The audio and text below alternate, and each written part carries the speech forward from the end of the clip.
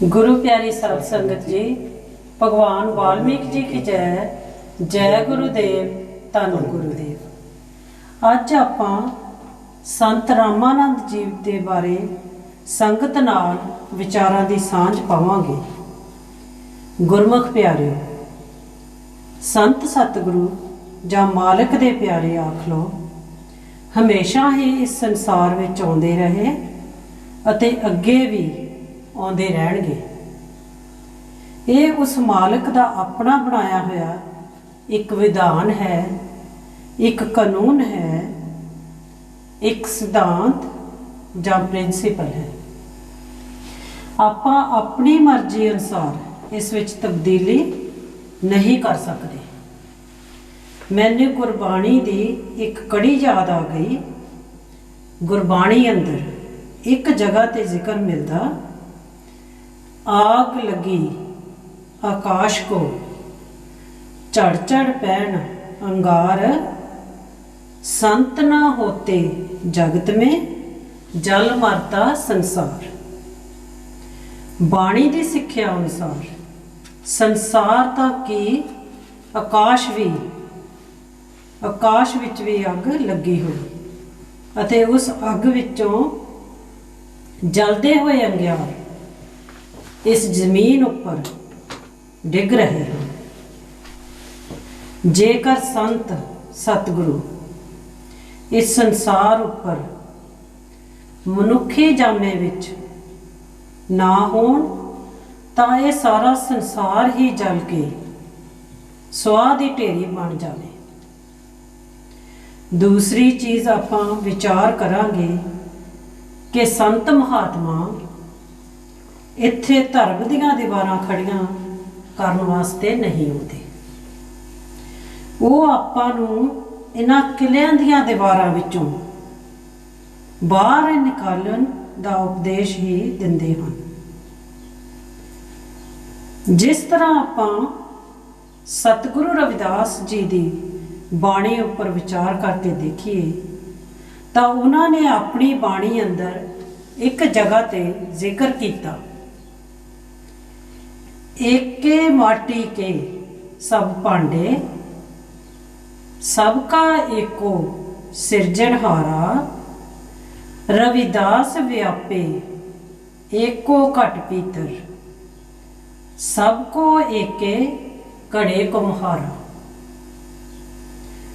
सतगुरु रविदास जी दे दस्सण अनुसार जिस तरह एक कुम्हार मिट्टी दे बर्तन बनाउंदा है, पर उन्हां बर्तनां दी बनतर वखरी वखरी हो सकदी, पर वो सारे ही बर्तन इक्को मिट्टी विचों बनाए गए आखे जा सकते हैं।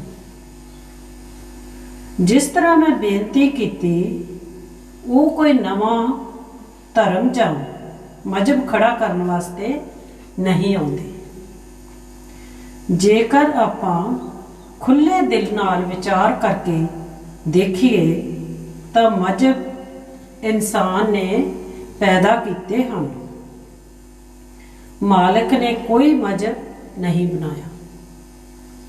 आपां इस गल तो इनकार नहीं कर सकते कि कोई 5 जां 550 साल पहला सिख होंद विच नहीं सन, कोई 1300 साल तो पहला हिंदू नहीं सन, कोई 1400 साल तो पहला मुसलमान भी नहीं सन, 2000 साल तो पहला कृष्ण भी इस दुनिया उपर नहीं सन। अते मैं बेनती करां, कोई 5000 साल तो पहला बोधियां दी भी सूझबूझ इत्थे नहीं सी। जिस तरह सिख धर्म के वेद व्यास भाई गुरदास जी ने एक जगह ते जिक्र किया, जलती सब पृथ्वी दिस आई। शेख फरीद जी ने भी अपनी बाणी अंदर घर घर एहो अग दा जिक्र किया।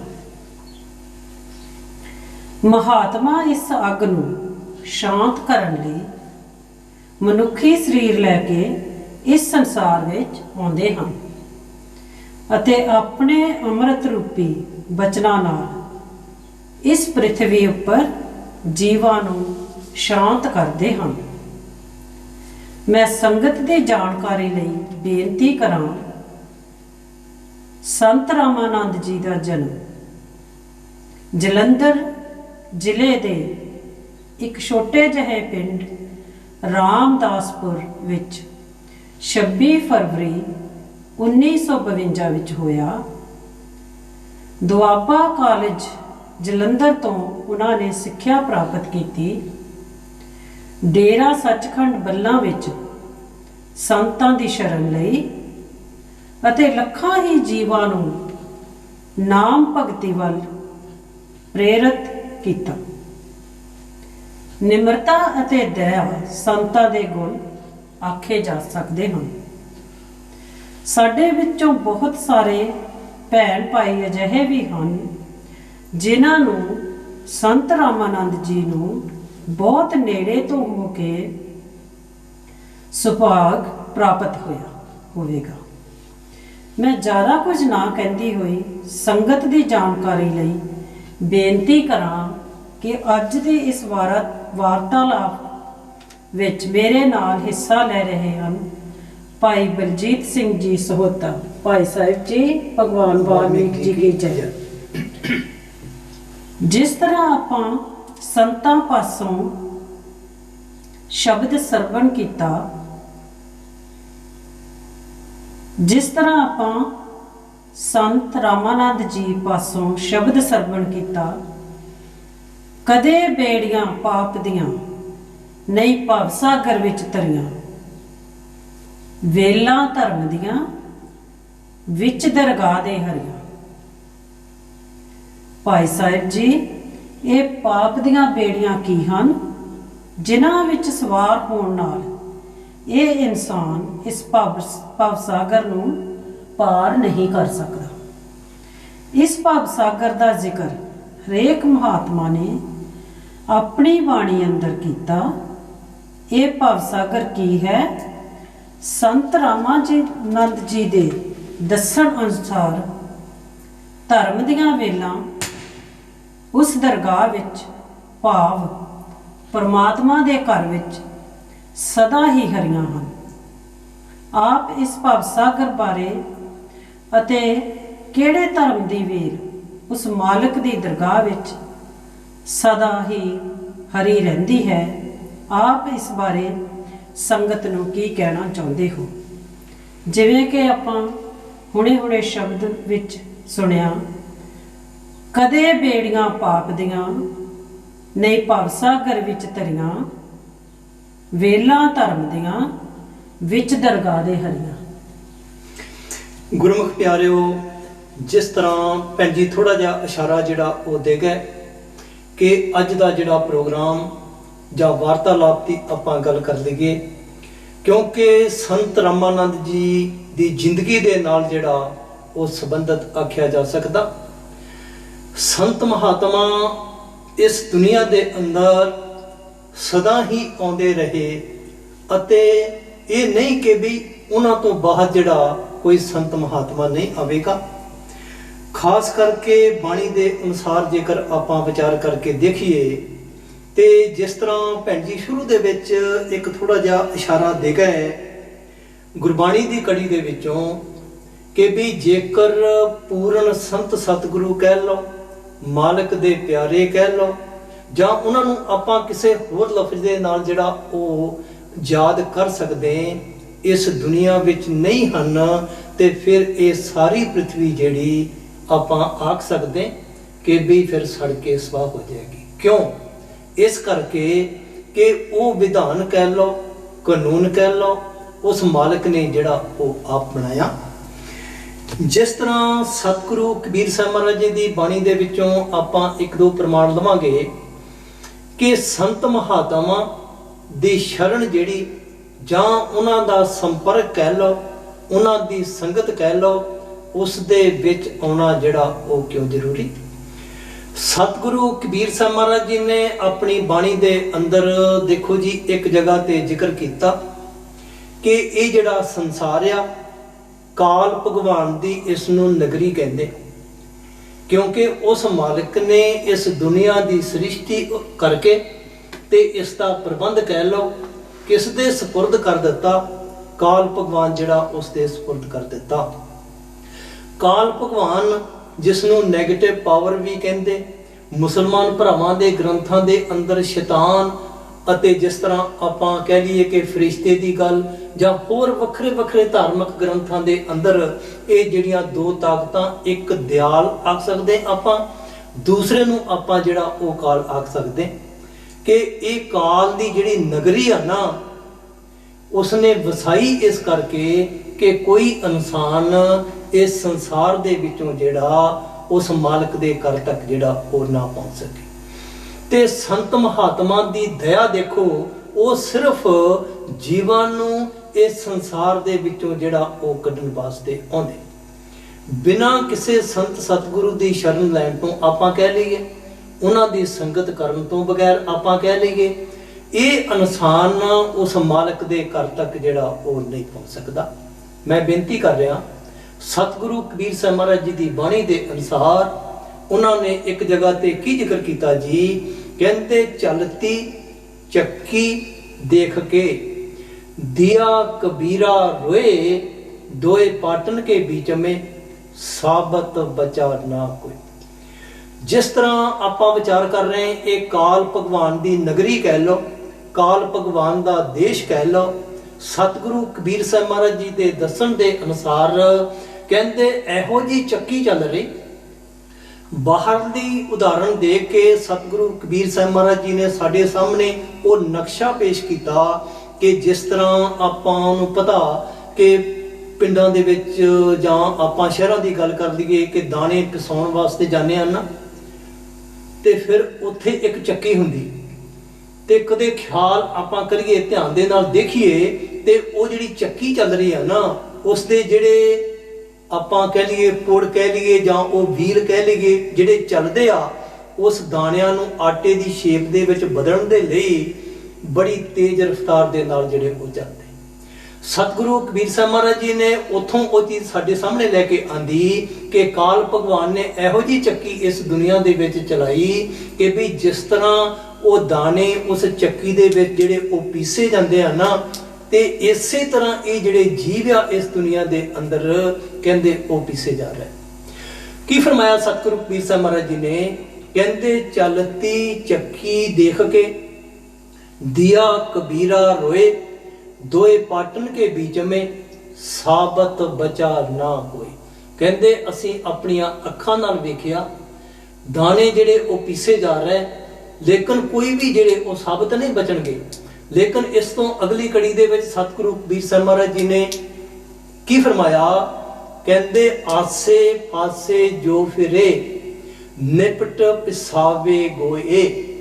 कहते जेड़े दाने उस चक्की दे विच वो जेड़े व्हील चल रहे पुड़ जिस नूं आपां कहने उस दे विच कहते आ गए, आसे पासे जो फिरे निपट पिसावे गोए।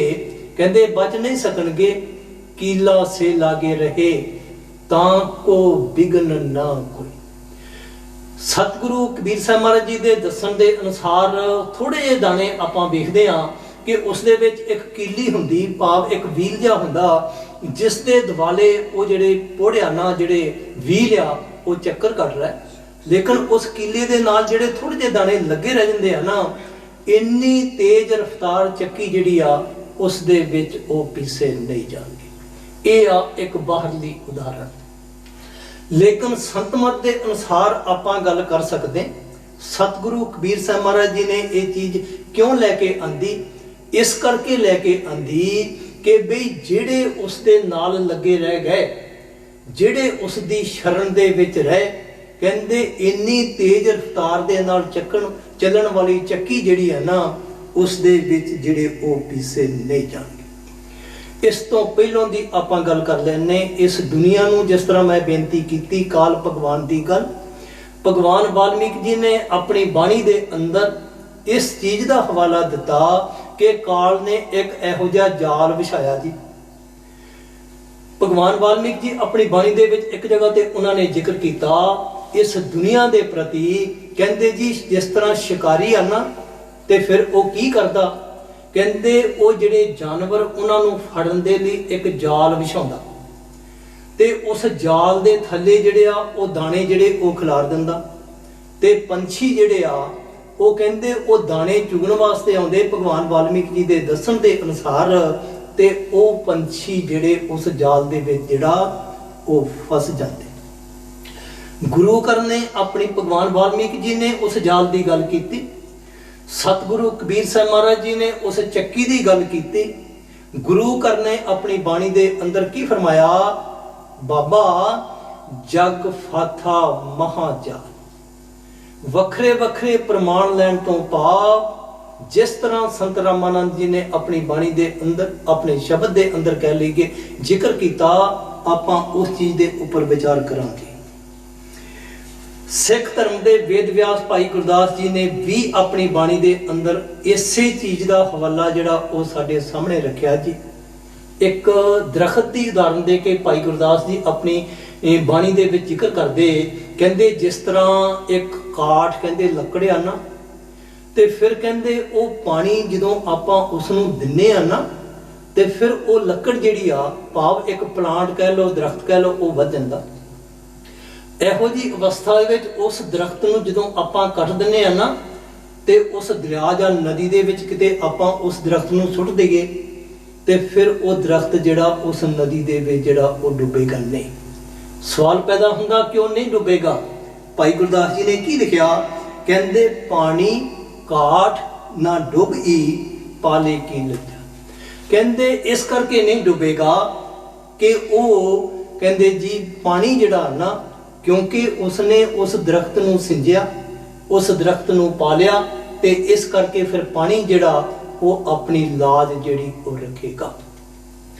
ਦੱਸਣ ਤੋਂ ਕੀ ਭਾਵ, ਇਸੇ ਤਰੀਕੇ ਦੇ ਨਾਲ ਜਿਹੜੇ ਸੰਤ ਸਤਿਗੁਰੂ ਕਹਿ ਲਓ, ਮਾਲਕ ਦੇ ਪਿਆਰੇ ਕਹਿ ਲਓ, ਜਿਹੜੇ ਇਨਸਾਨ ਉਹਨਾਂ ਦੀ ਸ਼ਰਨ ਦੇ ਵਿੱਚ ਆ ਗਏ, ਫਿਰ ਕਹਿੰਦੇ ਬਈ ਕਾਲ ਜਿਹੜਾ ਉਹਨਾਂ ਦੇ ਉੱਪਰ ਹਾਵੀ ਕਹਿ ਲਓ, ਭਾਰੂ ਕਹਿ ਲਓ, ਉਹ ਨਹੀਂ ਹੋ ਸਕਦਾ।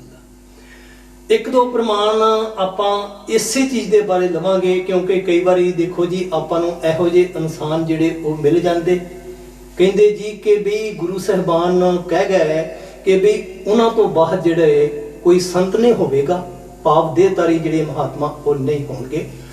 ਤੇ ਕਰੋੜ ਵਾਰ ਉਹਨਾਂ ਨੂੰ ਹੱਥ ਜੋੜ ਕੇ ਨਮਸਕਾਰ ਆ, ਤੇ ਕਰੋੜ ਵਾਰ ਨਮਸਕਾਰ ਇਸ ਕਰਕੇ ਵੀ ਆ ਕਿ ਜੇਕਰ ਆਪਾਂ ਗੁਰੂ ਗ੍ਰੰਥ ਸਾਹਿਬ ਜਿਹੜੇ ਉਹਨਾਂ ਨੂੰ ਆਪਾਂ ਗੁਰੂ ਮੰਨ ਲਈਏ, ਤੇ ਫਿਰ ਜੇਕਰ ਗੁਰੂ ਨੂੰ ਆਪਾਂ ਗੁਰੂ ਦੀ ਗੱਲ ਨਹੀਂ ਮੰਨੀ ਨਾ, ਤੇ ਫਿਰ ਇਹਦਾ ਮਤਲਬ ਅਸੀਂ ਅਜੇ ਉਸ ਅਵਸਥਾ ਨੂੰ ਪ੍ਰਾਪਤ ਜਿਹੜਾ ਉਹ ਨਹੀਂ ਕਰ ਸਕੇ। ਮੈਂ ਬੇਨਤੀ ਕਰਾਂ, ਸੰਤਾਂ ਦੇ ਸੰਬੰਧ ਦੇ ਵਿੱਚ ਸੰਤਾਂ ਦੀ ਗੱਲ ਕਰਦੇ ਹੋਏ ਨੌਵੇਂ ਪਾਤਸ਼ਾਹ ਸ੍ਰੀ ਗੁਰੂ ਤੇਗ ਬਹਾਦਰ ਮਹਾਰਾਜ ਜੀ ਨੇ ਆਪਣੀ ਬਾਣੀ ਦੇ ਅੰਦਰ ਇੱਕ ਜਗ੍ਹਾ ਤੇ ਜ਼ਿਕਰ ਕੀਤਾ। ਆਪਾਂ ਥੋੜਾ ਜਿਹਾ ਇਸ ਤੋਂ ਪਿੱਛੇ ਚਲੇ ਜਾਈਏ ਕਿ 10ਵੇਂ ਪਾਤਸ਼ਾਹ ਸ੍ਰੀ ਗੁਰੂ ਗੋਬਿੰਦ ਸਿੰਘ ਮਹਾਰਾਜ ਜੀ ਨੇ ਜਿਹੜੀ 9ਵੇਂ ਪਾਤਸ਼ਾਹ ਮਹਾਰਾਜ ਜੀ ਦੀ ਬਾਣੀ ਆ ਨਾ, ਇਹ ਆਪ ਐਡ ਕੀਤੀ। ਜੇਕਰ ਉਹ ਚਾਹੁੰਦੇ ਤੇ ਉਹ ਇਹ 'ਚ ਤਬਦੀਲੀ ਕਰ ਸਕਦੇ ਸਨ। ਕੁੱਲ ਮਾਲਕ ਅਕਾਲ ਪੁਰਖ ਦਾ ਜਿਹੜਾ ਉਹ ਸਾਕਾਰ ਰੂਪ ਸਨ। ਉਹਨਾਂ ਨੇ ਉਹਨਾਂ ਦੀ ਬਾਣੀ ਜਿਹੜੀ ਗੁਰੂ ਗ੍ਰੰਥ ਸਾਹਿਬ ਦੇ ਅੰਦਰ ਆਪ ਐਡ ਕੀਤੀ, ਤੇ ਆ ਜਿਹੜੇ 52 ਸ਼ਲੋਕ ਤੇ 5 ਸਵਈਏ ਜਿਨ੍ਹਾਂ ਨੂੰ ਆਪਾਂ ਕਹਿੰਦੇ 57 ਬਣਦੇ, ਤੇ ਭੋਗ ਦੇ ਸਮੇਂ ਜਿਹੜੇ ਉਹ ਪੜ੍ਹੇ ਜਾਂਦੇ ਆ ਨਾ, ਤੇ ਇਹ 56 ਜਿਹੜਾ ਸਵਈਆ ਕਹਿ ਲਓ, ਜਾਂ ਆਪਾਂ ਇਸ ਨੂੰ ਹੋਰ ਕਿਸੇ ਤਰੀਕੇ ਦੇ ਨਾਲ ਕਹਿ ਸਕਦੇ ਹੈਗੇ। ਉਹਨਾਂ ਨੇ ਉਸ ਚੀਜ਼ ਦੇ ਵਿੱਚ ਜਿਹੜਾ ਉਹ ਵਰਣਨ ਕੀਤਾ। ਕੀ ਫਰਮਾਇਆ 9ਵੇਂ ਪਾਤਸ਼ਾਹ ਮਹਾਰਾਜ ਜੀ ਨੇ, ਕਹਿੰਦੇ ਨਾਮ ਰਹੋ ਸਾਧੂ ਰਹੋ। ਹੁਣ ਜਿਹੜਾ ਸਾਧੂ ਲਫ਼ਜ਼ ਆ ਇਹ 9ਵੇਂ ਪਾਤਸ਼ਾਹ ਮਹਾਰਾਜ ਜੀ ਨੇ ਵਰਤਿਆ। ਸਾਧੂ ਕਿਸੇ ਆਪਾਂ ਧਾਰਮਿਕ ਗ੍ਰੰਥ ਨੂੰ ਨਹੀਂ ਕਹਿ ਸਕਦੇ, ਇਸ ਵਿੱਚ ਕੋਈ ਜਿਹੜੀ ਉਹ ਸ਼ੱਕ ਵਾਲੀ ਗੱਲ ਨਹੀਂ। ਇਨਸਾਨ ਹੋਵੇਗਾ, ਇਨਸਾਨੀ ਜਾਮੇ ਵਿੱਚ ਹੋਵੇਗਾ, ਸਾਡੇ ਵਰਗਾ ਸਰੀਰ ਲੈ ਕੇ ਇਸ ਦੁਨੀਆ ਦੇ ਵਿੱਚ ਆਵੇਗਾ। 9ਵੇਂ ਪਾਤਸ਼ਾਹ ਮਹਾਰਾਜ ਜੀ ਨੇ ਕੀ ਫਰਮਾਇਆ, ਕਹਿੰਦੇ ਨਾਮ ਰਹੋ ਸਾਧੂ ਰਹੋ, ਰਹੋ ਗੁਰ ਗੋਬਿੰਦ। ਕਹਿੰਦੇ ਉਹ ਨਾਮ ਭਾਵ ਉਹ ਸੱਚ ਜਿਹੜਾ क्योंकि वो साधु जिहड़ा वो सच दे विचों आया, भाव वो सच दा हिस्सा। इस करके ये जिहड़ा नाम रिहो साधु रिहो रिहो गुर गोबिंद, जिहड़ा गुरु है ना, गोबिंद लफ्ज इत्थे उस कुल मालक अकाल पुरख वास्ते कहंदे ये तीन चीज़ां, कहंदे नाम साधु ते गुरु जिहड़ा वो कहंदे इस दुनिया दे विच हमेशा आवेगा, हमेशा होवेगा। नौवें पातशाह श्री गुरु गोबिंद सिंह महाराज जी दे दसन अनुसार नाम रिहो साधु रिहो रिहो गुर गोबिंद। अगे चल के उन्होंने की फरमाया, कहंदे कहो नानक यह जगत में किन जपिओ गुरमंत। कहंदे इस जगत दे विच गुरमंत, गुरु दा मंत्र जिहड़ा, गुरु दा शब्द जिहड़ा जपन लिखिया उन्होंने, कहंदे उसनू जपाउण वाला कहंदे कौन होवेगा, कहंदे जी फिर उसनू आपां संत कह लेंगे, साध कह लेंगे, गुरु कह लेंगे, जां किसी होर लफ्ज दे नाल आपां उसनू याद कर सकते हैं। इस करके आपां की विचार कर रहे हैं कि भी हरेक महात्मा ने अपनी बाणी दे अंदर संत की गल कीती, साधु की गल कीती, उसकी महिमा जिहड़ी उसकी गल कीती। जेकर ये साधु लफ्ज जिहड़ा एक शब्द हुंदा आपां कह लीए, जां किसी होर लफ्ज नाल आपां इसनू कह सकदे सीगे, मिल सकदा हुंदा, ते आपां नूं पता जी कि मीराबाई जिहड़ी मेवाड़ की राणी सी, जिसनूं आपां प्रिंसस आख सकते हैं। एजुकेशन के पक्ष तो उन्हां दे पास कोई घाट नहीं, पैसे के पक्ष तो उन्हां दे पास कोई घाट नहीं, लेकिन उन्होंने सतगुरु रविदास जी की शरण लई। ते जिस नाम की नौवें पातशाह महाराज जी गल कर रहे हैं ना, नाम रिहो साधु रिहो, इस करके उन्होंने सतगुरु रविदास जी की शरण लई ते अपनी बाणी दे अंदर की लिखिया जी, कहंदे पायो जी मैं राम रतन तन पायो। कहंदे मैं प्राप्त किया, उसनू पाया, किथों पाया, कहंदे वस्तु अमोलक दी मेरे सतगुर किरपा कर अपनायो। कहंदे किथों मिलिया, कहंदे संत दे पासों मिलिया, सतगुरु दे पासों मिलिया। उस कुल मालक दा जिहड़ा साकार रूप सतगुरु रविदास जी कहंदे तो ही मोही मोही तो ही अंतर कैसा, कहंदे जी उस दे पासों मिलिया। एक एग्जाम्पल आपां होर लवांगे, जिस तरह पीपा जी की आपां गल करदे उन्होंने भी सतगुरु रविदास जी की शरण लई। क्यों लई? इस करके लई कि उस मालिक दे विधान के अनुसार, उस मालिक दे कानून के अनुसार कोई भी इंसान जिहड़ा बिना किसी संत सतगुरु नूं धारण करन तो बगैर उस मालिक दे नाल जिहड़ा वो मिलाप नहीं कर सकता।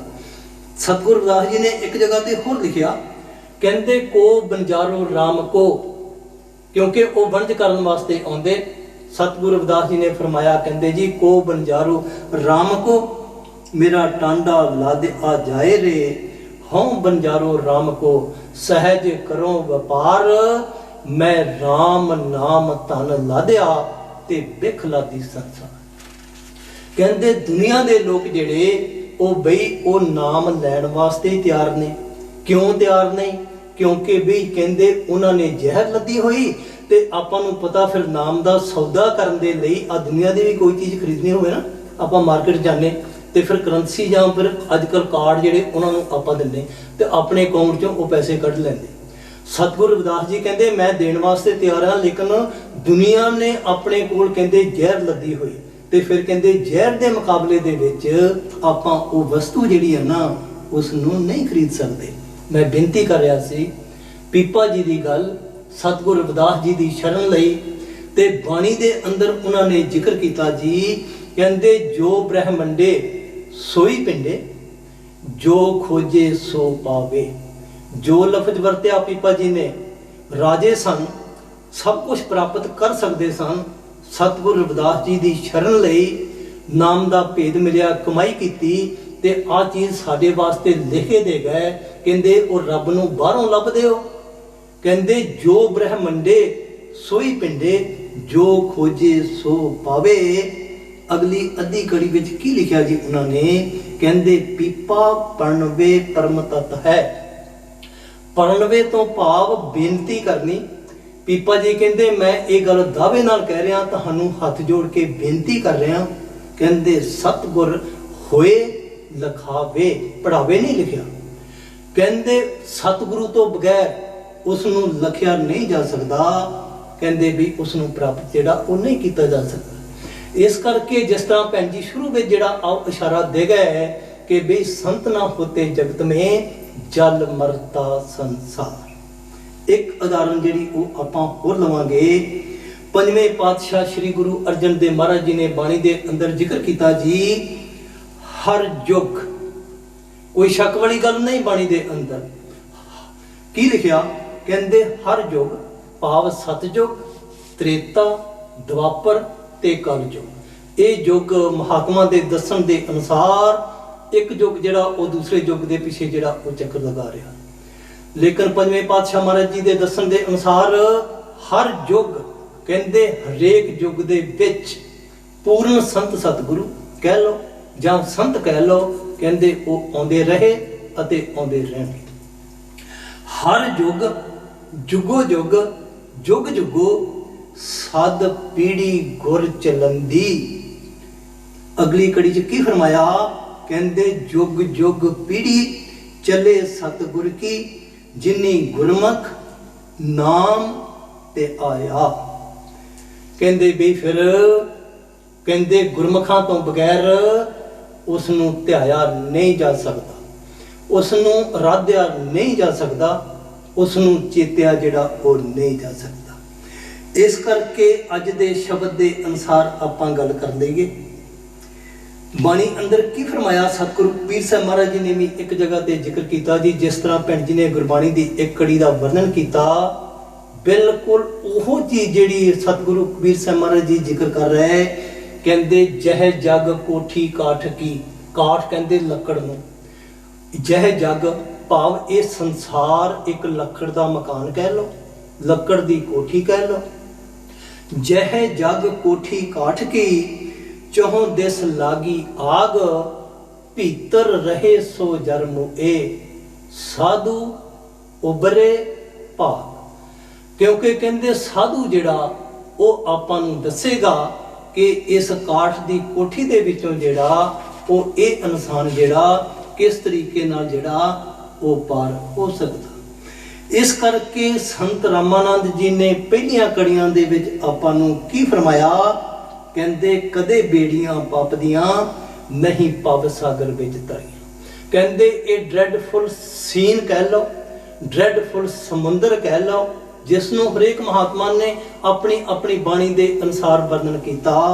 ਕਹਿੰਦੇ ਪਾਪ ਦੀ ਬੇੜੀ ਜਿਹੜੀ ਹੈ ਨਾ, ਇਸ ਭਵ ਸਾਗਰ ਦੇ ਵਿੱਚ ਉਹ ਭਰਾਵੋ ਨਹੀਂ ਤਰ ਸਕਦੇ। ਕਦੇ ਬੇੜੀਆਂ ਪਾਪ ਦੀਆਂ ਨਹੀਂ ਭਵ ਸਾਗਰ ਵਿੱਚ ਤਰੀਆਂ, ਵੇਲਾਂ ਧਰਮ ਦੀਆਂ ਵਿੱਚ ਦਰਗਾਹ ਦੇ ਹਰੀਆਂ।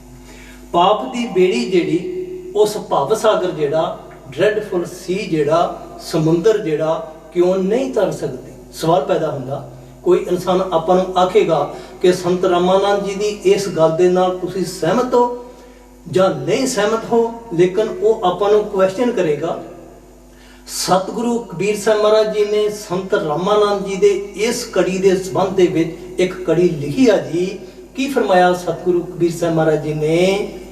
ਜਿਸ ਤਰ੍ਹਾਂ ਉਹਨਾਂ ਨੇ ਬਾਣੀ ਦੇ ਅੰਦਰ ਇੱਕ ਜਗ੍ਹਾ ਤੇ ਜ਼ਿਕਰ ਕੀਤਾ ਜੀ ਕਿ ਬਈ ਇਹ ਸੰਸਾਰ ਦੀ ਯਾਤਰਾ ਕਹਿ ਲਓ, ਇੱਕ ਨੂੰ ਆਪਾਂ ਜਿਹੜੀ ਉਹ ਨਿਰੰਕਾਰ ਦੀ ਯਾਤਰਾ ਆਖ ਸਕਦੇ ਹਾਂ। ਸੰਸਾਰ ਦੀ ਯਾਤਰਾ ਜਿਹੜੀ ਇਸ ਇਨਸਾਨ ਦੇ ਸਰੀਰ ਦੇ ਨਾਲ ਜਿਹੜਾ ਉਸ ਦਾ ਸਫ਼ਰ ਤੈਅ ਹੋਵੇਗਾ, ਲੇਕਿਨ ਨਿਰੰਕਾਰ ਦੀ ਯਾਤਰਾ ਦੇ ਸੰਬੰਧ ਦੇ ਵਿੱਚ ਜਿਸ ਤਰ੍ਹਾਂ ਸਤਿਗੁਰੂ ਕਬੀਰ ਸਾਹਿਬ ਮਹਾਰਾਜ ਜੀ ਨੇ ਆਪਣੀ ਬਾਣੀ ਦੇ ਅੰਦਰ ਜ਼ਿਕਰ ਕੀਤਾ।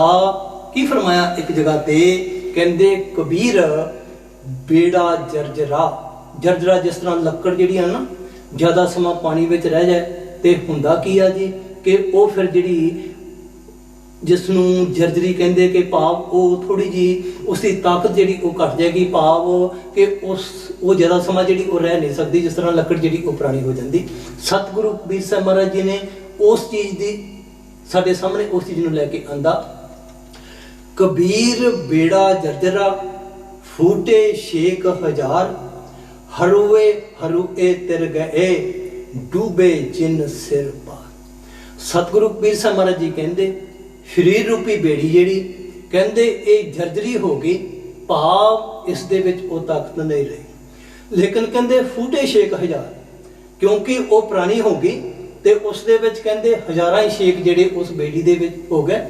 ਲੇਕਿਨ ਕਹਿੰਦੇ ਜਿਹੜੇ ਇਨਸਾਨ ਕਹਿੰਦੇ ਬਈ ਸਿਰ ਦੇ ਉੱਪਰ ਕਹਿੰਦੇ ਭਾਰ ਚੱਕਿਆ ਹੋਇਆ, ਤੇ ਫਿਰ ਜਿਹੜੀ ਜਦੋਂ ਉਹ ਬੇੜੀ 'ਚ ਪਾਣੀ ਜਿਹੜਾ ਉਹ ਐਂਟਰ ਹੋਣਾ ਸ਼ੁਰੂ ਹੋ ਜਾਏਗਾ ਨਾ, ਭਾਵ ਬੇੜੀ ਡੁੱਬਣੀ ਸ਼ੁਰੂ ਹੋ ਜਾਏਗੀ, ਤੇ ਜਿਨ੍ਹਾਂ ਦੇ ਸਿਰ ਤੇ ਭਾਰ ਆ ਨਾ, ਫਿਰ ਕਹਿੰਦੇ ਉਹ ਉਸ ਨੂੰ ਥੱਲੇ ਲੈ ਕੇ ਚਲੇ ਜਾਏਗੀ।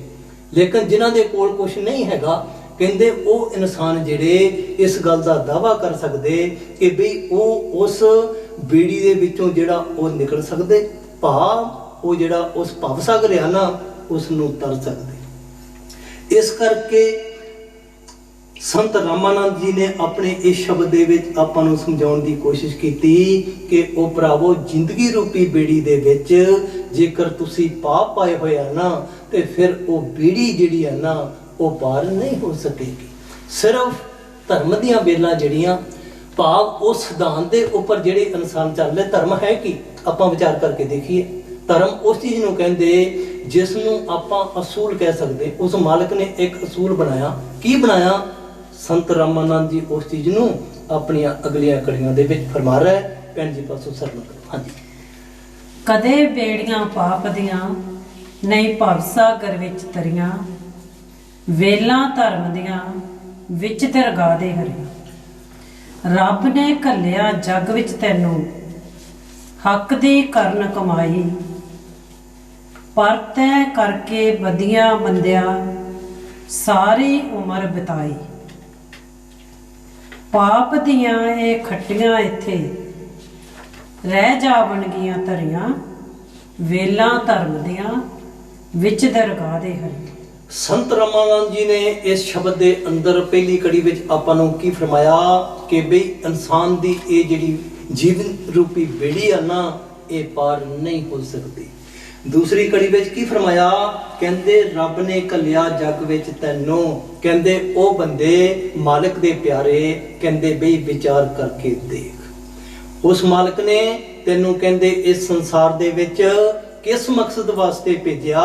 ਉਸ ਮਾਲਕ ਦੇ ਨਾਲ ਸਿਰਫ ਵਿਸਾਲ ਕਹਿ ਲਓ, ਉਸ ਦੇ ਨਾਲ ਮਿਲਾਪ ਕਹਿ ਲਓ, ਉਸ ਦੇ ਨਾਲ ਮਿਲਣ ਦੇ ਢੰਗ ਦੀ ਗੱਲ ਜਿਹੜੀ ਸੰਤਾਂ ਨੇ ਆ ਕੇ ਆਪਾਂ ਨੂੰ ਇੱਥੇ ਦੱਸੀ।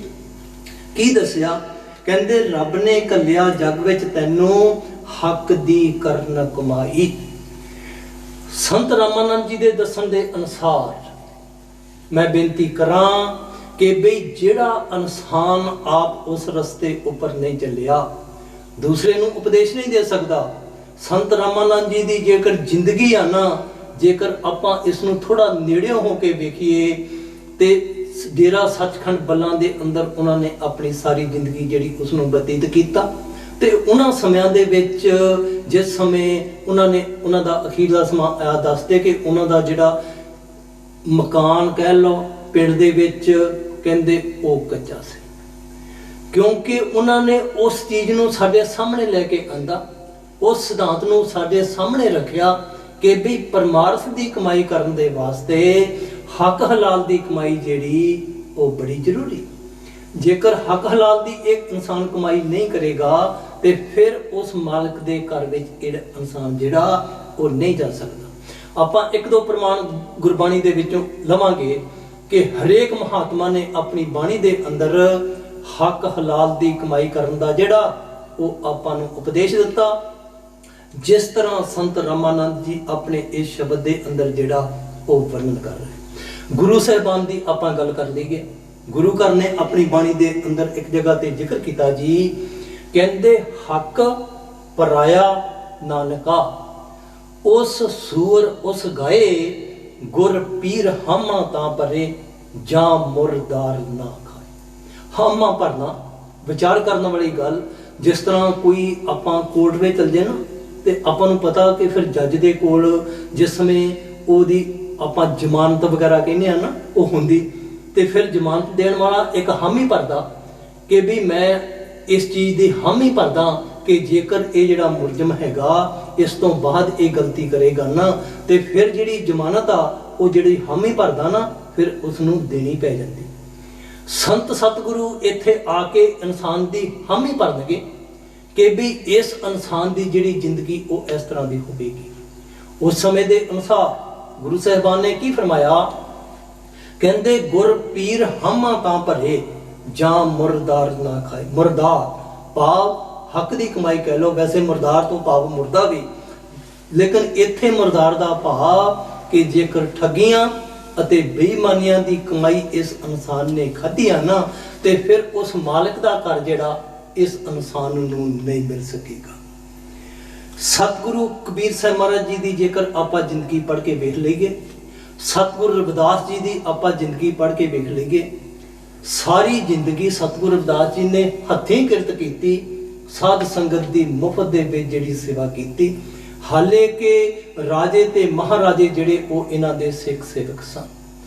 ਕਬੀਰ ਸਾਹਿਬ ਮਹਾਰਾਜ ਜੀ ਦੀ ਜ਼ਿੰਦਗੀ ਜਿਸ ਨੂੰ ਆਪਾਂ ਇਹ ਆਖ ਸਕਦੇ ਹਾਂ ਕਿ ਜੀ ਗਰੀਬੀ, ਇੱਕ ਹੋਰ ਲਫ਼ਜ਼ ਆਪਾਂ ਵਰਤਦੇ ਅਤ ਗਰੀਬੀ, ਇਹੋ ਜੀ ਅਵਸਥਾ ਦੇ ਵਿੱਚੋਂ ਸਤਿਗੁਰੂ ਕਬੀਰ ਸਾਹਿਬ ਮਹਾਰਾਜ ਜੀ ਲੰਘੇ। ਲੇਕਿਨ ਰਾਜਾ ਬਲਖ ਬੁਖਾਰੀ ਦਾ ਬਾਦਸ਼ਾਹ ਜਿਹੜਾ ਇਬਰਾਹਿਮ ਅਦਮ ਉਹ ਇਹਨਾਂ ਦਾ ਸੇਵਕ ਸੀ। ਰਾਜਾ ਵੀਰ ਸਿੰਘ ਜਿਹੜੇ ਉਹ ਇਹਨਾਂ ਦੇ ਸੇਵਕ ਸਨ, ਬਘੇਲ ਸਿੰਘ ਜਿਹੜੇ ਉਹ ਇਹਨਾਂ ਦੇ ਸੇਵਕ ਸਨ। ਲੇਕਿਨ ਇਹਨਾਂ ਨੇ ਹੱਕ ਹਲਾਲ ਦੀ ਕਮਾਈ ਦੇ ਉੱਪਰ ਪਹਿਰਾ ਦਿੰਦੇ ਹੋਏ ਇਸ ਇਨਸਾਨ ਨੂੰ ਸੋਝੀ ਦਿੱਤੀ ਕਿ ਵੀ ਉਸ ਮਾਲਕ ਦੀ ਬੰਦਗੀ ਜਿਹੜੀ ਬਿਨਾਂ ਹੱਕ ਹਲਾਲ ਦੀ ਕਮਾਈ ਕਰਨ ਤੋਂ ਆਪਾਂ ਨਹੀਂ ਕਰ ਸਕਦੇ। ਇਸੇ ਤਰ੍ਹਾਂ ਆਪਾਂ ਸ਼ੇਖ ਫਰੀਦ ਜੀ ਦੀ ਜਿਹੜੀ ਉਹ ਜ਼ਿੰਦਗੀ ਪੜ੍ਹ ਕੇ ਦੇਖ ਸਕਦੇ। ਵੱਖਰੇ ਵੱਖਰੇ ਮਹਾਤਮਾ ਦੇ ਦੱਸਣ ਤੋਂ ਕੀ ਭਾਵ, ਹਰੇਕ ਮਹਾਤਮਾ ਨੇ ਪਰਮਾਰਥ ਦੀ ਕਮਾਈ ਕਰਨ ਦੇ ਲਈ, ਜਿਸ ਤਰ੍ਹਾਂ ਸੰਤ ਰਾਮਾਨੰਦ ਜੀ ਨੇ ਸ਼ਬਦ ਦੇ ਅੰਦਰ ਜ਼ਿਕਰ ਕੀਤਾ ਕਿ ਰੱਬ ਨੇ ਘੱਲਿਆ ਜੱਗ ਵਿੱਚ ਤੈਨੂੰ ਹੱਕ ਦੀ ਕਰਨ ਕਮਾਈ। ਕਿਉਂ? ਇਸ ਕਰਕੇ ਉਸ ਮਾਲਕ ਦੇ ਘਰ ਵਿੱਚ ਪ੍ਰਵਾਨ ਨਹੀਂ ਹੋਵੇਗੀ। ਸ਼ੇਖ ਫਰੀਦ ਜੀ ਨੇ ਕੀ ਫਰਮਾਇਆ ਆਪਣੀ ਬਾਣੀ ਦੇ ਅੰਦਰ, ਉਹਨਾਂ ਨੇ ਜ਼ਿਕਰ ਕੀਤਾ ਜੀ, ਫਰੀਦਾ ਬਾਰ ਪਰਾਇਆ ਬੈਸਣਾ ਸਾਈਂ ਮੁਝੇ ਨਾ ਦੇ, ਜੇ ਤੂੰ ਐਵੇਂ ਰਖਸੀ ਜਿਉ ਸ੍ਰੀ ਰੋਲੇ। ਕਹਿੰਦੇ ਐ ਸਾਈਂ, ਐ ਰੱਬ, ਐ ਖੁਦਾ, ਕਹਿੰਦੇ ਕਿਸੇ ਦੇ ਬਈ ਅੱਗੇ ਹੱਥ ਫੈਲਾਉਣ ਵਾਲਾ ਨਾ ਕਰੇ। ਕਹਿੰਦੇ ਜੇਕਰ ਇਹੋ ਜੀ ਅਵਸਥਾ ਤੇ ਫਿਰ ਕਹਿੰਦੇ ਇਸ ਨਾਲੋਂ ਜ਼ਿਆਦਾ ਚੰਗਾ ਕਹਿੰਦੇ ਮੈਂ ਇਸ ਦੁਨੀਆ ਦੇ ਵਿੱਚ ਜਿਹੜਾ ਉਹ ਨਾ ਰਹਾਂ। ਇਸ ਕਰਕੇ ਸੰਤ ਰਾਮਾਨੰਦ ਜੀ ਦੇ ਦੱਸਣ ਦੇ ਅਨੁਸਾਰ ਕਹਿੰਦੇ ਰੱਬ ਨੇ ਘੱਲਿਆ ਜੱਗ ਵਿੱਚ ਤੈਨੂੰ ਹੱਕ ਦੀ ਕਰਨ ਕਮਾਈ, ਪਰ ਤੈਂ ਕਰਕੇ ਵਧੀਆਂ ਬੰਦਿਆ ਸਾਰੀ ਉਮਰ ਗਵਾਈ। ਲੇਕਿਨ ਕਹਿੰਦੇ ਵਧੀਆਂ ਕੀਤੀਆਂ, ਕੀ ਵਧੀਆਂ ਕੀਤੀਆਂ? ਬਾਣੀ ਦੇ ਅੰਦਰ ਇਸ਼ਾਰਾ ਮਿਲੇਗਾ। ਸ਼ੇਖ ਫਰੀਦ ਜੀ ਆਪਣੀ ਬਾਣੀ ਦੇ ਅੰਦਰ ਦੱਸ ਰਹੇ, ਕਹਿੰਦੇ ਬਈ ਫਰੀਦਾ ਕੋਠੇ ਮੰਡਪ ਮਾੜੀਆਂ ਉਸਾਰਦੇ ਵੀ ਗਏ, ਕੂੜਾ ਸੌਦਾ ਕਰ ਗਏ ਗੋਰੀ ਆਏ ਪਏ। ਇਹਦਾ ਮਤਲਬ ਇਹ ਨਹੀਂ ਕਿ ਵੀ ਫਰੀਦ ਸਾਹਿਬ ਨੇ ਇਹ ਕਿਹਾ ਕਿ ਵੀ ਆਪਣੇ ਘਰਾਂ ਨੂੰ ਛੱਡ ਦਿਓ ਤੇ ਝੋਪੜੀਆਂ ਜਾ ਕੇ ਰੱਖ ਦਿਓ। ਨਹੀਂ, ਜੇ ਮਾਲਕ ਨੇ ਦਿੱਤਾ ਤੇ ਫਰੀਦ ਸਾਹਿਬ ਕਹਿੰਦੇ ਉਸ ਮਾਲਕ ਦਾ ਸ਼ੁਕਰ ਕਰਨਾ ਚਾਹੀਦਾ ਆਪਾਂ ਨੂੰ ਕਿ ਵੀ ਇਹੋ ਜਿਹੀ ਅਵਸਥਾ ਦੇ ਵਿੱਚ ਬਣਾਇਆ। ਲੇਕਿਨ ਕਹਿੰਦੇ ਹੈ ਕੀ ਠੱਗੀਆਂ ਤੇ ਬੇਈਮਾਨੀ ਨਾਲ ਕੀਤੀ। ਕਹਿੰਦੇ ਕੂੜਾ ਸੌਦਾ ਕਰ ਗਏ ਗੋਰੀ ਆਏ ਪਏ। ਗੋਰੀ ਤੋਂ ਭਾਵ ਕਬਰ। ਅਖੀਰ ਦੇ ਵਿੱਚ ਕਹਿੰਦੇ ਇਸ ਦਾ ਜਿਹੜਾ ਉਹ ਕਹਿੰਦੇ ਕਿੱਥੇ ਹੋਵੇਗਾ ਨਿਵਾਸ? ਕਹਿੰਦੇ ਵੀ ਫਿਰ ਉਹ ਕਬਰਾਂ ਦੇ ਵਿੱਚ ਹੋਵੇਗਾ। ਇਸ ਤੋਂ ਅੱਗੇ ਸੰਤ ਰਾਮਾਨੰਦ ਜੀ ਨੇ ਆਪਣੇ ਸ਼ਬਦ ਦੇ ਅੰਦਰ ਕੀ ਫਰਮਾਇਆ? ਪਿਆਰ ਨਾਲ ਭੈਣ ਜੀ ਬਸ ਸਰਵਣ ਕਰੋ। ਹਾਂਜੀ। ਮੰਨਿਆ ਤੇਰੇ ਕੋਲ ਹੈ ਬੰਦਿਆ ਕੁੱਲ ਦੁਨੀਆ ਦੀ ਮਾਇਆ, ਰੱਬ ਦੇ ਪਿਆਰ ਬਿਨਾ ਕਿਸ ਕੰਮ ਦਾ ਬੰਦਿਆ ਇਹ ਸਰਮਾਇਆ। ਹੀਰਾ ਨਾਮ ਦਾ ਛੱਡ ਕੇ ਪੰਡਾਂ ਪਾਪ ਦੀਆਂ ਤੈ ਧਰੀਆਂ, ਵੇਲਾਂ ਧਰਮ ਦੀਆਂ ਵਿੱਚ ਦਰਗਾਹ ਦੇ ਹਰੀਆਂ। ਤੀਸਰੀ ਆਪਾਂ ਕੜੀ ਕਹਿ ਲਈਏ ਵਿੱਚ ਸੰਤ ਰਾਮਾਨੰਦ ਜੀ ਨੇ ਆਪਾਂ ਨੂੰ ਕੀ ਸੰਦੇਸ਼ ਦਿੱਤਾ? ਉਸ ਮਾਲਕ ਦੀ ਬੰਦਗੀ ਦੀ ਪਹਿਲਾਂ ਆਪਾਂ ਵਿਚਾਰ ਕੀਤੀ, ਉਹਨਾਂ ਨੇ ਹੱਕ ਹਲਾਲ ਦੀ ਕਮਾਈ ਕਰਨ ਦੇ ਉੱਪਰ ਜ਼ੋਰ ਦਿੱਤਾ। ਇਸ ਕੜੀ ਦੇ ਅੰਦਰ ਕੀ ਫਰਮਾਇਆ ਸੰਤ ਰਾਮਾਨੰਦ ਜੀ ਨੇ? ਕਹਿੰਦੇ ਮੰਨਿਆ ਤੇਰੇ ਕੋਲ ਹੈ ਬੰਦਿਆ ਕੁੱਲ ਦੁਨੀਆ ਦੀ ਮਾਇਆ। ਕਹਿੰਦੇ ਕੋਈ ਸ਼ੱਕ ਵਾਲੀ ਗੱਲ ਨਹੀਂ, ਠੱਗੀਆਂ ਤੇ ਬੇਈਮਾਨੀਆਂ ਦੇ ਨਾਲ ਸਾਰੀ ਦੁਨੀਆ ਦੀ ਮਾਇਆ ਜਿਹੜੀ ਉਸ ਨੂੰ ਇਕੱਠੀ ਕਰ ਲਿਆ। ਕਹਿੰਦੇ ਰੱਬ ਦੇ ਪਿਆਰ ਬਿਨਾ ਕਿਸ ਕੰਮ ਦਾ ਬੰਦਿਆ ਇਹ ਸਰਮਾਇਆ। ਕਹਿੰਦੇ ਜੇਕਰ ਇਨਸਾਨੀ ਜਾਮੇ ਦੇ ਅੰਦਰ ਉਸ ਮਾਲਕ ਦੀ ਬੰਦਗੀ ਨਹੀਂ ਕੀਤੀ, ਉਸ ਦੇ ਨਾਲ ਪਿਆਰ ਜਿਹੜਾ ਉਹ ਨਹੀਂ ਪਾਇਆ, ਤੇ ਫਿਰ ਕਹਿੰਦੇ ਉਸ ਦਾ ਆਪਾਂ ਨੂੰ ਜਿਹੜਾ ਉਹ ਜ਼ਿਆਦਾ ਫਾਇਦਾ ਜਿਹੜਾ ਉਹ ਨਹੀਂ ਹੋਵੇਗਾ। ਇੱਥੇ ਇੱਕ ਸਵਾਲ ਖੜਾ ਹੋਵੇਗਾ। ਜਿਸ ਤਰ੍ਹਾਂ ਅਕਸਰ ਆਪਾਂ ਕਈ ਵਾਰੀ ਇਹੋ ਜਿਹੀ ਗੱਲ ਜਿਹੜੀ ਜੀ ਉਹ ਸੁਣ ਜਾਂਦੇ, ਕਿਤੇ ਕਿਤੇ ਸਾਖੀ ਆਪਾਂ ਨੂੰ ਮਿਲ ਜਾਂਦੀ ਕਿ ਸਿਕੰਦਰ ਬਾਦਸ਼ਾਹ ਜਿਸ ਸਮੇਂ ਉਹਨੇ ਸਿੰਧ ਦਰਿਆ ਨੂੰ ਭਰ ਕੇ ਉਹ ਹਿੰਦੁਸਤਾਨ ਦੇ ਵਿੱਚ, ਭਾਰਤ ਦੇ ਵਿੱਚ ਦਾਖਲ ਹੋਣ ਲੱਗਾ ਨਾ, ਤੇ ਦੱਸਦੇ ਜੀ ਕਿ ਉਸ ਦਰਿਆ ਦੇ, ਸਿੰਧ ਦਰਿਆ ਦੇ ਕੰਢੇ ਤੇ ਇੱਕ ਫਕੀਰ ਜਿਹੜਾ ਉਹ ਸੁੱਤਾ ਪਿਆ ਬੜੇ ਆਰਾਮ ਦੇ ਨਾਲ। ਆਪਾਂ ਗੱਲ ਉੱਥੋਂ ਲੈ ਕੇ ਆਵਾਂਗੇ ਜੋ ਸੰਤ ਰਾਮਾਨੰਦ ਜੀ ਨੇ ਆਪਾਂ ਨੂੰ ਦੱਸਿਆ। ਕਹਿੰਦੇ ਜੇਕਰ ਮਾਲਕ ਨਾਲ ਪਿਆਰ ਨਹੀਂ ਪਿਆ ਤੇ ਫਿਰ ਇਹ ਮਾਇਆ ਕਿਸ ਕੰਮ ਦੀ। ਹੋਇਆ ਕਿ ਜਿਹੜੇ ਉਸ ਦੇ ਨਾਲ ਅਹਿਲਕਾਰ ਸਨ, ਕਿਉਂਕਿ ਰੌਲਾ ਪੈ ਰਿਹਾ ਸਿੰਧ ਦਰਿਆ ਨੂੰ ਪਾਰ ਕਰਨ ਦੇ ਸਮੇਂ, ਤੇ ਉਹ ਕਹਿੰਦੇ ਜੀ ਉਹ ਬੜੇ ਆਰਾਮ ਦੇ ਨਾਲ ਸੁੱਤਾ ਪਿਆ, ਤੇ ਫਿਰ ਕਹਿੰਦੇ ਉਸ ਨੂੰ ਜਾਗ ਹੀ ਨਹੀਂ ਆਈ। ਤੇ ਦੱਸਦੇ ਕਿ ਸਿਕੰਦਰ ਬਾਦਸ਼ਾਹ ਉਸ ਦੇ ਕੋਲ ਗਿਆ ਤੇ ਉਸ ਨੂੰ ਜਗਾਇਆ, ਤੇ ਕਹਿਣ ਲੱਗੇ ਜੀ, ਉਹ ਸਿਕੰਦਰ ਬਾਦਸ਼ਾਹ ਨੂੰ ਸਵਾਲ ਕਰਦਾ, ਉਹ ਮਾਲਕ ਦਾ ਪਿਆਰਾ, ਕਹਿੰਦੇ ਜੀ ਕਿੱਧਰ ਜਾ ਰਹੇ ਹੋ? ਕਹਿੰਦੇ ਤੈਨੂੰ ਪਤਾ ਨਹੀਂ ਮੈਂ ਦੁਨੀਆ ਦਾ ਬਾਦਸ਼ਾਹ ਸਿਕੰਦਰ ਹਾਂ, ਤੇ ਦੁਨੀਆ ਨੂੰ ਜਿਹੜਾ ਉਹ ਫਤਿਹ ਕਰਨ ਵਾਸਤੇ ਜਾਂ ਲੁੱਟਣ ਵਾਸਤੇ ਜਾ ਰਿਹਾ। ਉਹ ਕਹਿੰਦੇ ਫਿਰ ਕੀ ਕਰੇਗਾ ਜੇ ਤੂੰ ਭਾਰਤ ਨੂੰ ਜਿੱਤ ਲਵੇਂਗਾ? ਫਿਰ ਕਹਿੰਦੇ ਇਸ ਤੋਂ ਅਗਲੇ ਕੰਟਰੀ ਨੂੰ ਜਿੱਤਾਂਗਾ। ਕਹਿੰਦੇ ਫਿਰ ਕੀ ਕਰੇਗਾ? ਫਿਰ ਕਹਿੰਦੇ ਇਸ ਤੋਂ ਕਿਸੇ ਹੋਰ ਕੰਟਰੀ ਨੂੰ ਜਿੱਤਾਂਗਾ। ਸਵਾਲ ਜਿਹੜਾ ਉਹ ਲੰਬਾ ਹੁੰਦਾ ਗਿਆ। ਅਖੀਰ ਵਿੱਚ ਕਹਿੰਦੇ ਸਾਰਾ ਕੁਝ ਜਿੱਤ ਕੇ ਫਿਰ ਕੀ ਕਰੇਗਾ? ਤੇ ਸਿਕੰਦਰ ਬਾਦਸ਼ਾਹ ਕਹਿੰਦਾ ਜੀ ਫਿਰ ਮੈਂ ਆਰਾਮ ਦੇ ਨਾਲ ਬੈਠਾਂਗਾ। ਤੇ ਮਹਾਤਮਾ ਕਹਿੰਦੇ ਇੰਨਾ ਕੁਝ ਕਰਨ ਦੇ ਬਾਵਜੂਦ ਸ਼ਾਇਦ ਤੈਨੂੰ ਉਹ ਆਰਾਮ ਮਿਲੇ ਜਾਂ ਨਾ ਮਿਲੇ, ਲੇਕਿਨ ਮੈਂ ਉਸ ਆਰਾਮ ਦੇ ਵਿੱਚ ਜਿਹੜਾ ਉਹ ਹੁਣ ਬੈਠਾ। ਸੰਤ ਰਾਮਾਨੰਦ ਜੀ ਨੇ ਕੀ ਫਰਮਾਇਆ? ਕਹਿੰਦੇ ਰੱਬ ਦੇ ਪਿਆਰ ਬਿਨਾ ਕਿਸ ਕੰਮ ਦਾ, ਬੰਦਿਆ ਇਹ ਸਰਮਾਇਆ, ਹੀਰਾ ਨਾਮ ਦਾ ਛੱਡ ਕੇ ਫੰਡਾਂ, ਪਾਪ ਦੀਆਂ ਤੈਂ ਧਰੀਆਂ, ਵੇਲਾਂ ਧਰਮ ਦੀਆਂ ਵਿੱਚ ਦਰਗਾਹ ਦੇ ਹਰੀਆਂ।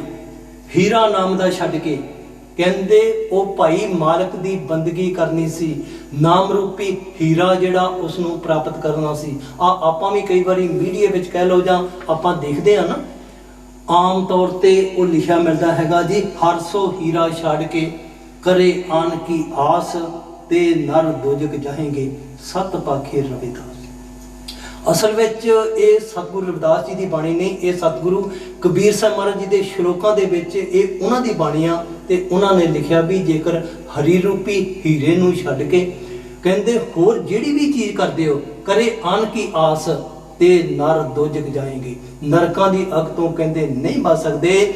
ਸਤ ਪਾਖੇ ਰਵਿਦਾਸ, ਕਹਿੰਦੇ ਰਵਿਦਾਸ ਜੀ ਜਿਹੜੀ ਗੱਲ ਕਹਿ ਰਹੇ ਆ ਨਾ, ਕਹਿੰਦੇ ਉਹ ਪੱਥਰ ਦੇ ਉੱਤੇ ਲਕੀਰ ਆ, ਉਹ 100% ਜਿਸ ਨੂੰ ਆਪਾਂ ਕਹਿ ਦਈਏ ਕਿ ਉਹ ਠੀਕ ਹੈ। ਇਸ ਕਰਕੇ ਵੱਖਰੇ ਵੱਖਰੇ ਮਹਾਤਮਾ ਆਪਾਂ ਨੂੰ ਇਹੀ ਚੀਜ਼ ਦੱਸ ਰਹੇ।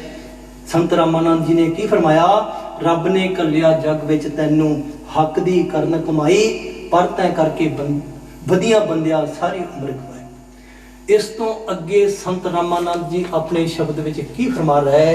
ਭੈਣ ਜੀ ਪਾਸੋਂ ਸਰਲ ਕਰੋ। ਬੱਗੇ ਵਾਲ ਹੋ ਗਏ ਤੇਰੇ, ਜਰਜਰ ਹੋ ਗਈ ਕਾਇਆ, ਹੱਥ ਪੈਰ ਪੈ ਕੰਬਣ ਤੇਰੇ, ਵਕਤ ਅਖੀਰੀ ਆਇਆ। ਫਿਰ ਵੀ ਤੇਰੇ ਅੰਦਰੋਂ ਬੰਦਿਆ, ਹਿਰਸਾਂ ਮੂਲ ਨਾ ਮਰੀਆਂ, ਵੇਲਾਂ ਧਰਮ ਦੀਆਂ ਵਿੱਚ ਦਰਗਾਹ ਦੇ ਹਰੀ। ਤੇ ਚੌਥੀ ਕੜੀ ਦੇ ਵਿੱਚ ਸੰਤ ਰਾਮਾਨੰਦ ਜੀ ਨੇ ਕੀ ਫਰਮਾਇਆ? ਕਹਿੰਦੇ ਵੀ ਅਖੀਰਲਾ ਸਮਾਂ ਆ ਗਿਆ, ਇਸ ਇਨਸਾਨ ਦੇ ਵਾਲ ਜਿਹੜੇ ਉਹ ਚਿੱਟੇ ਹੋ ਗਏ, ਭਾਵ ਅਖੀਰਲਾ ਸਮਾਂ ਆ ਗਿਆ। ਕਹਿੰਦੇ ਬੱਗੇ ਬਾਲ ਹੋ ਗਏ ਤੇਰੇ, ਜਰਜਰ ਹੋ ਗਈ ਕਾਇਆ, ਹੱਥ ਪੈਰ ਪੈ ਕੰਬਣ ਤੇਰੇ, ਵਕਤ ਅਖੀਰੀ ਆਇਆ। ਫਿਰ ਵੀ ਤੇਰੇ ਅੰਦਰੋਂ ਬੰਦੇ ਆ, ਹਿਰਸਾਂ ਮੂਲ ਨਾ ਮਰੀਆਂ। ਉਹ ਕਹਿੰਦੇ ਦੁਨੀਆ ਦੀਆਂ ਵਾਸਨਾਵਾਂ ਕਹਿ ਲਓ, ਲਾਲਸਾਂ ਕਹਿ ਲਓ, ਖਾਸ਼ਾਂ ਕਹਿ ਲਓ, ਕਹਿੰਦੇ ਵੀ ਉਹ ਖਤਮ ਨਹੀਂ ਹੋ ਸਕੀਆਂ। ਇਸ ਕਰਕੇ ਸੰਤ ਰਾਮਾਨੰਦ ਜੀ ਦੇ ਆਪਾਂ ਇਸ ਸੰਬੰਧ ਦੇ ਵਿੱਚ, ਉਹਨਾਂ ਦੀ ਜ਼ਿੰਦਗੀ ਦੇ ਵਿੱਚ ਉਹਨਾਂ ਨੇ ਆਪਾਂ ਨੂੰ ਕੀ ਦੱਸਿਆ, ਉਸ ਤੋਂ ਆਪਾਂ ਨੂੰ ਸਿੱਖਣਾ ਚਾਹੀਦਾ। ਹਾਂਜੀ ਗੁਰਮੁਖ ਪਿਆਰਿਓ, ਕਿਸੇ ਵੀ ਚੀਜ਼ ਦੀ ਮਹਾਨਤਾ ਉਸ ਦੀ ਸਮਝ ਉੱਪਰ ਖੜੀ ਹੈ। ਆਪਾਂ ਸਾਰੇ ਹੀ ਜਾਣਦੇ ਹਾਂ ਕਿ ਸੰਤ ਰਾਮਾਨੰਦ ਜੀ ਇਸ ਮਈ ਦੇ ਮਹੀਨੇ ਵਿੱਚ ਹੀ ਇਸ ਨਾਸ਼ਵਾਨ ਸੰਸਾਰ ਨੂੰ ਛੱਡ ਗਏ। ਉਹਨਾਂ ਦੀ ਯਾਦ ਵਿੱਚ ਇਕੱਠੇ ਹੋਣ ਤੋਂ ਭਾਵ ਜ਼ਿੰਦਗੀ ਨੂੰ ਸਫਲ ਕਰਨ ਦਾ ਜੋ ਰਸਤਾ ਉਹ ਦੱਸ ਗਏ ਉਸ ਉੱਪਰ ਚੱਲਣ ਦੀ ਕੋਸ਼ਿਸ਼ ਕਰੀਏ। ਜਿਸ ਤਰ੍ਹਾਂ ਆਪਾਂ ਆਖ ਸਕਦੇ ਹਾਂ ਕਿ ਇੱਕ ਬਾਪ ਦੀ ਖੁਸ਼ੀ ਉਸ ਦੀ ਆਗਿਆਕਾਰੀ ਵਿੱਚ ਹੈ। ਜੇਕਰ ਆਪਾਂ ਬਾਪ ਦੀ ਕਹੀ ਹੋਈ ਗੱਲ ਨੂੰ ਹੀ ਨਹੀਂ ਮੰਨਿਆ ਤਾਂ ਫਿਰ ਆਪਾਂ ਉਸ ਦੀ ਖੁਸ਼ੀ ਪ੍ਰਾਪਤ ਨਹੀਂ ਕਰ ਸਕਾਂਗੇ।